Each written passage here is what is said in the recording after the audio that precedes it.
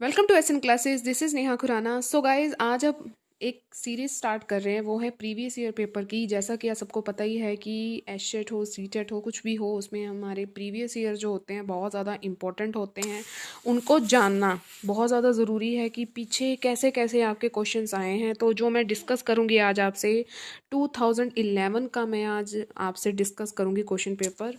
Hope है ये series आपको पसंद आए। तो इस तरह जो है ये प्रीवियस ईयर पेपर हम करेंगे, स्पेशली टीजीटी एसएस के लिए है। तो चलिए गाइज, आज की वीडियो हम शुरू करते हैं। और वीडियो ज़रा सा भी आपको अच्छा लगे तो प्लीज़ लास्ट में लाइक शेयर सब्सक्राइब ज़रूर करके जाइएगा। गाइज, हमारा फर्स्ट क्वेश्चन है, जैसे आप अपनी स्क्रीन पर देख पा रहे होंगे। हमारा फर्स्ट क्वेश्चन है, भू अभिलेखन रिकॉर्ड के रखरखाव के लिए कौन जिम्मेदार होता है। जो भू अभिलेखन होता है, अगर उसका रखरखाव करना है तो कौन जिम्मेदार है। इसमें पटवारी जो है गाइस इसके लिए जिम्मेदार होता है, उसी की पूरी जिम्मेदारी होती है। किस प्रांत में रैयतवाड़ी राजस्व प्रणाली को लागू किया गया है। तो सी जो ऑप्शन है, मद्रास प्रांत, यहाँ पर रैयतवाड़ी राजस्व प्रणाली जो उसको लागू किया गया है। भारतीय संविधान के किस अनुच्छेद में जीवन और व्यक्तिगत स्वतंत्रता का अधिकार जो है वर्णित किया गया है। तो अनुच्छेद 21 में ये सब कुछ आपको वर्णन मिलेगा इसका। ओके, नेक्स्ट क्वेश्चन है हमारा, भारत में चुनाव आयोग द्वारा चुनाव प्रचार के लिए निर्धारित अवधि कितनी होती है। अगर चुनाव आयोग हो रहा है और अगर उसका चुनाव का प्रचार करना है तो कितना टाइम मिलेगा आपको। सिर्फ और सिर्फ 2 सप्ताह का आपको उसमें टाइम मिलेगा। नेक्स्ट क्वेश्चन है हमारा, लोकसभा एवं विधानसभा चुनाव में प्रत्येक उम्मीदवार द्वारा खर्च की जाने वाली निर्वाचन आयोग द्वारा तय अधिकतम राशि कितनी होती है। तो गाइज, इसमें जो मेन पॉइंट है, जो कहेंगे कि ऑप्शन बिल्कुल जो करेक्ट है वो है ए। 25 लाख और 10 लाख उसमें आपको मिलते हैं। ठीक है। सिक्स क्वेश्चन है हमारा, यूरोप में राष्ट्रवाद के उदय का कारण क्या था। फ्रांस क्रांति का प्रेरणादायी प्रभाव, नेपोलियन के प्रशासनिक सुधारों का प्रभाव, मध्यम वर्ग का होता है। तो ये सभी ऑप्शन जो हैं बिल्कुल करेक्ट हैं। ओके। हरियाणा में लोकसभा की कितनी सीटें हैं। देखिए, उस टाइम हरियाणा का भी ये आया था क्वेश्चन, तो उस टाइम 10 सीटें थी। ओके। राष्ट्रीय अभिलेखागार कहाँ पर स्थित है। तो नई दिल्ली में राष्ट्रीय अभिलेखागार स्थित है।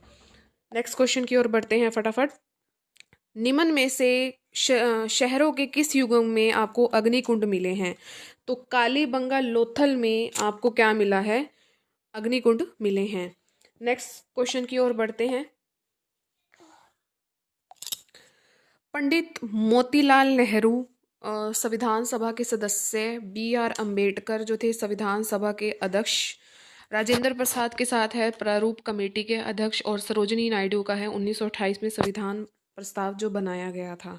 तो जो इसका राइट ऑप्शन है वो है ए, जिसमें पंडित मोतीलाल नेहरू जी थे, वो 1928 में संविधान इन्होंने प्रस्ताव बनाया था। ठीक है, तो ए का फोर्थ के साथ है। B R Ambedkar, B R Ambedkar जो थे वो प्रारूप कमेटी के अध्यक्ष थे। ओके। राजेंद्र प्रसाद जी संविधान सभा के अध्यक्ष थे, और सरोजिनी नायडू जी संविधान सभा के सदस्य थे। नेक्स्ट हमारा क्वेश्चन है, संसद की लोक लेखा समिति के अध्यक्ष कौन हैं। प्रणब मुखर्जी, लाल कृष्ण आडवाणी, सुषमा स्वराज और मुरली मनोहर जोशी जी। चलिए देखते हैं इनका फटाफट। इनका डी आंसर है। ठीक है, सुषमा जी हैं। सॉरी, नेता मुरली मनोहर जोशी थे। ओके, प्रश्नकाल के समय थे ये। संसद की लोक लेखा समिति के अध्यक्ष थे मुरली मनोहर जोशी जी। नेक्स्ट क्वेश्चन है हमारा, पेटेंट से आप क्या समझते हैं। तो नेक्स्ट जो इसका राइट ऑप्शन है वो है किसी विचार या आविष्कार पर एकमात्र अधिकार। थोड़ा सा है कुछ कि बेटी तंग कर रही है, तो साथ में मैं वीडियो भी बना रही हूँ। नेक्स्ट क्वेश्चन है, निम्न में से कौन सा औद्योगिकीकरण का परिणाम नहीं था। अंधराष्ट्रवाद जो था गाइस, वो औद्योगिकीकरण का परिणाम नहीं था। बाकी सभी थे शहरीकरण, मॉस प्रोडक्शन और उपनिवेशकरण, तो ये सब कुछ थे। ठीक है। बक्सर की लड़ाई कब हुई थी गाइस। 1764 में बक्सर की लड़ाई हुई थी, सबको पता ही है। नेक्स्ट क्वेश्चन है हमारा 15, जैन धार्मिक ग्रंथों का पहला संकलन कहाँ पे तैयार हुआ था। तो जैन धर्मों का जो पहला संकलन तैयार हुआ था गाइस, वो वल्लभी में तैयार हुआ था। वर्ष था 512। नई दिल्ली का वास्तुकार कौन है। एडवर्ड लुटियन, एडवर्ड लुटियन जी नई दिल्ली के वास्तुकार हैं। निम्न में से कौन सा देश बाल्कन क्षेत्र का भाग नहीं है। जो नहीं है गाइस वो है इटली। बाकी रोमानिया, बुल्गारिया और यूनान, ये सब के सब कौन से हैं? बाल्कन क्षेत्र के भाग हैं। 18 क्वेश्चन है, लोकतंत्र शब्द किस भाषा से लिया गया है? बहुत आसान क्वेश्चन। जो लिया गया है, जिससे लिया गया है, वो लिया गया है यूनानी। C option is correct. 9th class की भी यहाँ पर आपको हिस्ट्री देखने को मिल रही है। भारत के प्रथम उपराष्ट्रपति कौन थे? तो डॉक्टर सर्वपल्ली राधाकृष्णन जी भारत के जो थे प्रथम उपराष्ट्रपति थे। 20th क्वेश्चन देखते हैं जल्दी से। हिंद चीन उपनिवेश था इंग्लैंड का, ध्यान से देखिए। हिंद चीन जो उपनिवेश था वो था इंग्लैंड का, ठीक है। अनुच्छेद 368 का संबंध किससे है? संविधान संशोधन से है 368 का। भारत की संसद जो है मिलकर बनती है, मैंने आज ही आपको करवाया है, लोकसभा, राज्यसभा और राष्ट्रपति से, ठीक है। बौद्ध धार्मिक ग्रंथ विनय पिटक की विषय वस्तु है भिक्षुओं के नियम, ठीक है। इसमें आपको जो है भिक्षुओं के नियम मिलेंगे विनय पिटक में। आगे बढ़ते हैं फटाफट। निम्न में से कौन सा अधिकार मौलिक अधिकार नहीं है? हड़ताल करने का अधिकार जो है गाइज वो मौलिक अधिकार नहीं है। बाकी शोषण के विरुद्ध अधिकार, समानता का अधिकार, धार्मिक स्वतंत्रता का अधिकार, ये सब मौलिक अधिकार हैं। ओके। निम्न में से कौन इटली के एकीकरण से संबंध नहीं है? मुसोलिन जो है, जो ये संबंध नहीं है। इटली के एकीकरण में आपको मेजनी का, गैरीबाल्डी का और काबूर का, इन सब का आपको जो है सहयोग मिला था, ठीक है। नेक्स्ट क्वेश्चन है हमारा, भारतीय राष्ट्रीय कांग्रेस की स्थापना कब हुई थी? तो मैं आपको बता देती हूँ कि 1885 में हुई थी और ये ऑप्शन बिल्कुल करेक्ट है। सिंधु व कानू का जो है सिंधु व कानू का संबंध है संथाल विद्रोह से। ओके, इसका किससे संबंध है? 1855 में था, संथाल विद्रोह से इन्होंने इनका नेतृत्व किया था। नेक्स्ट क्वेश्चन की ओर बढ़ते हैं। किस राज्य में मिड डे मील योजना जो है सर्वाधिक शुरू की गई थी? तो तमिलनाडु में ये सबसे पहले शुरू की गई थी। निम्न में से किस राजवंश ने मध्यकालीन भारत में शानदार उद्यानों का जो था निर्माण किया था? तो मुगलों ने मध्यकालीन भारत में शानदार उद्यानों का, जो उद्यान थे उनका क्या किया था? निर्माण किया था। यूरोप में प्रिंटिंग प्रेस का आविष्कारक कौन था? तो गुटेनबर्ग जो था वो आविष्कारक था प्रिंटिंग प्रेस का। जब लोग रोजगार युक्त लगते हैं परंतु वे वास्तव में नहीं होते तो वो क्या कहलाते हैं? वो छुपी हुई बेरोजगारी कहलाते हैं। 9th क्लास का ये आया हुआ है। ग्लोब पर भूमध्य रेखा के समांतर खींचे जाने वाली रेखाएं जो होती हैं वो क्या कहलाती हैं गाइज? वो अक्षांश कहलाती हैं। ये मैं आपको करवा चुकी हूँ। संसार का सबसे बड़ा जो है रेल मार्ग कौन सा है? ट्रांस साइबेरियन रेलवे जो है सबसे बड़ा रेल मार्ग है। भारत का क्षेत्रफल विश्व के कुल भौगोलिक क्षेत्रफल का कितना है? तो गाइज 2.4 है और जो ए ऑप्शन है वो बिल्कुल करेक्ट है। 35 क्वेश्चन। देश का सबसे बड़ा वाणिज्यिक बैंक कौन सा है? तो guys state bank of India जो है सबसे बड़ा वाणिज्यिक बैंक है। 36 क्वेश्चन की ओर बढ़ते हैं फटाफट। भारत में किस राज्य की सर्वाधिक तटीय सीमा है? तो गाइस तटीय सीमा है गुजरात की। सर्व शिक्षा अभियान वर्ष तक आयु समूह के सभी बच्चों को प्राथमिक शिक्षा प्रदान करने की दिशा में से एक कदम है 6 से 14, ये सबको पता है और ये साइकोलॉजी में भी है। हिमालय तथा आल्पस किस प्रकार के पर्वत हैं? तो हिमालय और आल्पस जो हैं गाइस वो वलित पर्वत हैं। तो ए ऑप्शन बिल्कुल करेक्ट है। पृथ्वी की घूर्णन दिशा है पश्चिम से पूर्व है। बोलने में पूर्व से पश्चिम आता है, मैं उस टाइम भी बोल रही थी, लेकिन पश्चिम से पूर्व है पृथ्वी की घूर्णन दिशा। निम्न में से कौन सा आंतरिक ग्रह नहीं है? तो बृहस्पति है जो गाइस वो आंतरिक ग्रह नहीं है।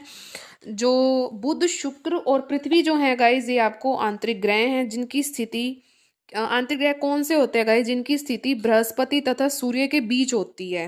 बुध, शुक्र, पृथ्वी और मंगल आंतरिक ग्रहों की क्या आती है? श्रेणी में आते हैं। तो मंगल एक और नाम जुड़ गया है। ये जो ग्रह है आप अवश्य याद रखेगा, ये आंतरिक ग्रह हैं, ठीक है। जो बृहस्पति है गाइज वो बाह्य ग्रह होता है। निम्न में से कौन सा ऊर्जा का परंपरागत स्रोत है? परंपरागत स्रोत है भाई जलीय ऊर्जा। हाइड्रो एनर्जी जो है परंपरागत स्रोत के अंतर्गत आता है। गिर राष्ट्रीय उद्यान कहाँ पर है गाइज? ये गुजरात में है। गिर गुजरात, इस तरह आप याद कर सकते हैं। झूम कृषि भारत में कौन से भाग में की जाती है?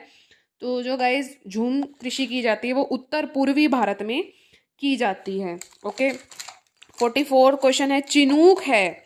चिनूक क्या है? चिनूक शीत ऋतु में बहने वाली जो है एक गर्म पवन है। नेक्स्ट क्वेश्चन है, भारत का केंद्रीय बैंक कौन सा है? तो गाइस केंद्रीय बैंक है reserve bank of India. Next question है 12वीं पंचवर्षीय योजना की अवधि कौन सी है? तो 12वीं पंचवर्षीय योजना है 2012 से 2017 की। ठीक है, पंच है तो 5 होगा, तो B option is correct. Bharat की पूर्व से पश्चिम की चौड़ाई कितनी है गाइस? पूर्व से पश्चिम की चौड़ाई है 2933 किलोमीटर। बुग्याल से क्या आशय है आपका? 48 क्वेश्चन है हमारा। तो बुग्याल से आशय है गाइस पहाड़ों में स्थित घास के मैदान, जिनको कहते हैं बुग्याल कहते हैं। जनगणना 2011 के अनुसार भारत में कितना लिंग अनुपात था? तो 940 था लिंग अनुपात। निम्न में से कौन सी जो पर्वत श्रृंखला एशिया को यूरोप से अलग करती है? एशिया को जो यूरोप से अलग करती है गाइस, वो करती है यूराल। ओके। राष्ट्रपति की मृत्यु के कारण रिक्त हुई राष्ट्रपति पद पर उपराष्ट्रपति रहता है कितने टाइम तक? उस दिन तक जब तक कि नवनिर्वाचित राष्ट्रपति पदभार ग्रहण करता है। ये मैंने आपको अभी अभी करवाया है। ओके। जनगणना 2011 के अनुसार भारत की जनसंख्या में दशकीय वृद्धि है। कितनी वृद्धि है भाई? 17.64%। तो बी ऑप्शन बिल्कुल करेक्ट है। भारत में सेवा कर हैं प्रत्यक्ष कर, अप्रत्यक्ष कर, आरोही कर या अवरोही कर। तो गाइस इसका बिल्कुल जो करेक्ट आंसर है वो है बी। भारत में सेवा कर जो है गाइस वो अप्रत्यक्ष कर है। वर्तमान समय में भारत का सेवा कर है 14.5। ठीक है, ये याद रखिएगा, उस टाइम का है। नेक्स्ट क्वेश्चन है निम्नलिखित में से कौन सा विकल्प जो है सुमेलित नहीं है? जो सुमेलित नहीं है गाइस वो है तारापुर राजस्थान का, कल्पक्कम जो है तमिलनाडु में है, तारापुर जो है गाइस वो महाराष्ट्र में है, वो राजस्थान में नहीं है। नरोरा उत्तर प्रदेश में, कैगा कर्नाटक में है। राजस्थान में जो आपको रावत भाटा परमाणु ऊर्जा केंद्र है, याद रखिएगा। देश जिसकी भारत के साथ सबसे लंबी अंतरराष्ट्रीय सीमा है, किसके साथ जो है लंबी अंतरराष्ट्रीय सीमा है गाइस? उसकी है बांग्लादेश के साथ जो है सबसे लंबी सीमा है। ठीक है, 4096.7 है, याद रख लीजिएगा। निम्नलिखित किस कारण से केरल में शिशु मृत्यु दर जो है न्यूनतम है? किस कारण है? बेहतरीन जो है शिक्षण सुविधाएं हैं, प्राथमिक स्वास्थ्य सुविधाओं का समुचित प्रबंध है, रोजगार के बेहतर अवसर है। तो इसी कारण जो है शिशु मृत्यु दर बहुत कम है केरल में। ठीक है, तो आगे बढ़ते हैं। निम्नलिखित में से सबसे जो है लंबी नदी कौन सी है?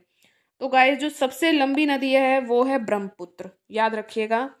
गंगा की जो लंबाई है गाइस वो 2525 किलोमीटर है, ब्रह्मपुत्र की है 2900 और यमुना की है 1376 और चंबल की है 960। पांचवा सबसे बड़ा ग्रह कौन सा है? तो गाइस पांचवा सबसे बड़ा ग्रह है पृथ्वी, और इसको हम क्या कहते हैं? नीला ग्रह। यूएनडीपी द्वारा प्रकाशित मानव विकास रिपोर्ट देशों की किस आधार पर तुलना की जाती है?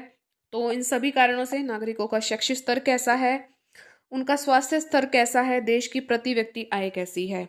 ठीक है, तो यूएनडीपी के अनुसार ये सब कुछ तय किया जाता है।